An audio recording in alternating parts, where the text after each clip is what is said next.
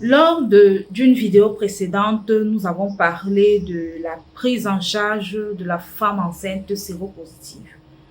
On a parlé du traitement qu'elle doit prendre et aussi de la prévention de la transmission du VIH de la mère à l'enfant qui s'effectue soit pendant la grossesse, pendant l'accouchement ou alors pendant l'allaitement.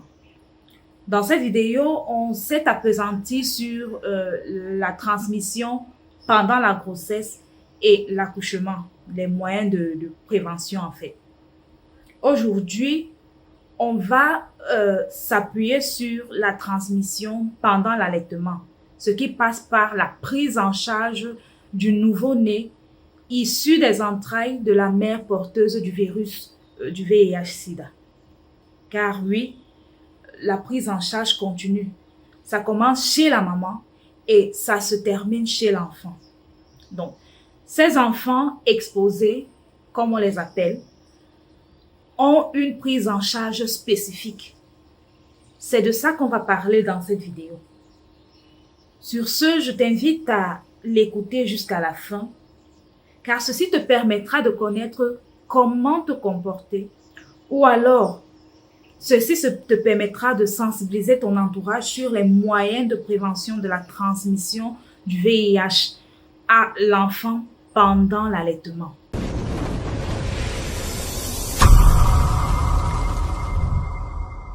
Salut, j'espère que tu te portes bien.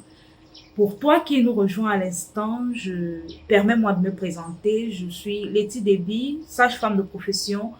Je te souhaite la bienvenue sur cette chaîne YouTube. Ici, on parle de tout ce qui est en rapport avec la santé de la femme, notamment la consultation prénatale, la gynécologie, la planification familiale, la sexualité également. On parle également de tout ce qui a trait à nos bouts de chou au travers de la pédiatrie, la vaccination et plein de choses encore. Donc, si c'est l'une des thématiques qui te parle ou qui t'intéresse, n'hésite surtout pas de liker et de partager les vidéos à tes proches. On parle de la prise en charge des enfants exposés au VIH. C'est ainsi qu'on nomme ces enfants-là qui sont issus des entrailles des mères porteuses du virus du VIH-Sida. Une fois que la maman a accouché, il y a également des précautions à prendre pendant l'accouchement pour éviter la transmission. Maintenant, pendant l'allaitement, après que la maman ait mis au monde son enfant, il y a une prise en charge spécifique pour ce bébé-là. Déjà à la naissance, on va vous donner un sirop qu'on appelle la nivérapine, que vous devrez donner au bébé pendant 1 mois, 2,5 ml par jour. Ensuite, on va donner un rendez-vous au bébé qui sera de 6 semaines. C'est un rendez-vous qui coïncide le plus souvent avec le 2e vaccin du bébé, la vaccination de 6 semaines, le Penta 1, Pneumo 1, pour ceux qui se rappellent. À 6 semaines, lorsque vous viendrez à l'hôpital, après avoir pris toutes vos informations et celles du bébé, on va lui faire un petit prélèvement au niveau du gros orteil. On va recueillir un peu de son sang qu'on enverra pour des analyses. C'est le premier examen que votre bébé fera. Ça se nomme la PCR. Lorsqu'on effectue un examen, on s'attend à 2 résultats. Soit le résultat est positif, soit il est négatif. Pour ce qui est du résultat positif, ici on va commencer par un résultat positif.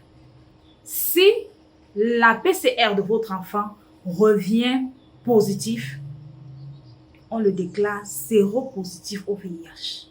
Lorsqu'on effectue un examen, on s'attend à 2 résultats. Soit le résultat est positif, soit il est négatif.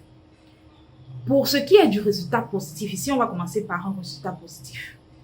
Si la PCR de votre enfant revient positif, on le déclare séropositif au VIH. Rien à faire. Et là, on le soumet au traitement. Si la PCR de votre bébé est négative, on lui donne un autre rendez-vous lorsqu'il aura 9 mois. Ce rendez-vous coïncide toujours avec la vaccination de 9 mois du bébé, le vaccin contre la fièvre jaune et la rougeole, qu'il prendra lorsqu'il aura 9 mois. Quand il va se rendre à l'hôpital, on va refaire la PCR. Là-bas, ce sera numéro 2. C'est le même procédé. Si le résultat est positif, il est déclaré séropositif. Et là, on va lui administrer le traitement. Si le résultat est négatif, on va lui donner un autre rendez-vous lorsqu'il aura 18 mois. À 18 mois, on fera un autre test. Là-bas, ce sera le test sur Determine, sur bandelette, le test qu'on a effectué à sa maman pendant la grossesse. Si le résultat est positif, on va confirmer ce résultat à l'aide du test de confirmation qu'on appelle soit le Shanghai, soit l'Oraquick. Et si le test de confirmation se révèle positif, on le déclare séropositif et on le soumet au traitement. Au cas où le test de confirmation montre un résultat négatif, on lui donne un prochain rendez-vous 3 mois plus tard pour renouveler le test, pour refaire un nouveau test. Dans le cas où le Determine de 18 mois est négatif, on le déclare séronégatif au VIH. Il doit effectuer 3 examens.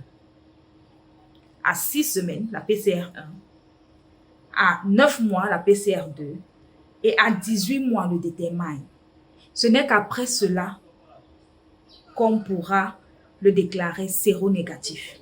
On va évoluer avec ces examens au cas où le premier est négatif, le second également est négatif.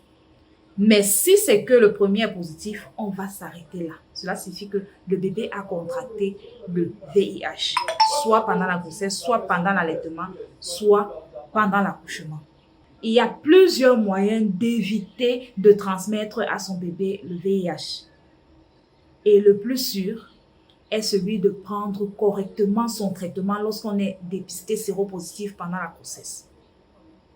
La condition qui va te permettre d'allaiter ton enfant au sein est d'avoir une charge virale indétectable. Dans le cas contraire, on va te conseiller l'allaitement artificiel. Tout ceci fait partie de la prévention de la transmission du VIH à ton enfant.